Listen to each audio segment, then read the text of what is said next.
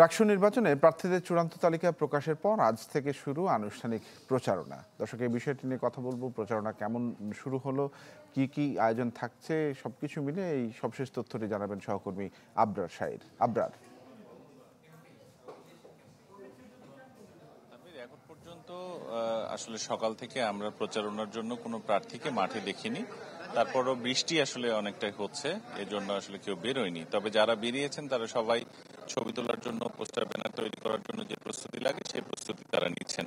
এখন আমরা রয়েছে এই মুহূর্তে রাজশাহী বিশ্ববিদ্যালয়ের কাজী নজরুল ইসলাম মিলনায়তনে। এখানে সকাল 11টায় এই নির্ধারিত সময় ছিল। এখানে মূলত একটি সেমিনার আয়োজন করা হয়েছে, রাকসু কি এবং কেন।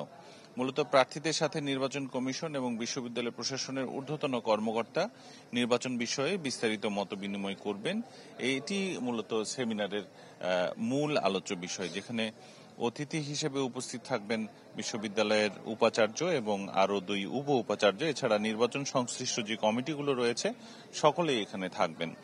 কিছুক্ষণ আগে বিশ্ববিদ্যালয়ের এই রাকসু নির্বাচনের যিনি সিইসি এফ নজরুল ইসলাম, তিনি আমাদেরকে জানিয়েছেন যে 17টি হল রয়েছে, সেই 17টি হলের মধ্যে মোট 42টি পদে আসলে প্রতিদ্বন্দ্বী প্রার্থী খুঁজে না পাওয়ায় এই 42 জন বিনা প্রতিদ্বন্দ্বিতায় পাশ করেছেন বা নির্বাচিত হয়েছেন।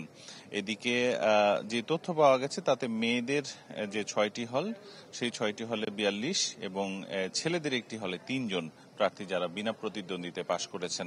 এখন পর্যন্ত রাকসুতে বিনা প্রতিদ্বন্দ্বিতায় পাশ করার মতো ঘটনা নেই। আর সিনেটে যে যারা প্রতিদ্বন্দ্বিতা করছেন তাদের সংখ্যা 58 এবং রাকসুতে যারা প্রতিদ্বন্দ্বিতা করছেন তাদের সংখ্যা 247। তবে আজকের এই যে নির্বাচন কমিশনের সাথে প্রার্থীদের আলাপ, এটির পরে আসলে মূলত মূল আনুষ্ঠানিকতা শুরু। এ ছিল আমার কাছে তানভীর। জি আবরার, ধন্যবাদ আপনাকে। আবরার শাহির জানাচ্ছিলেন রাজশাহী থেকে। সানশাইন আটা ময়দা সুজি, ভালোবাসায় তৈরি।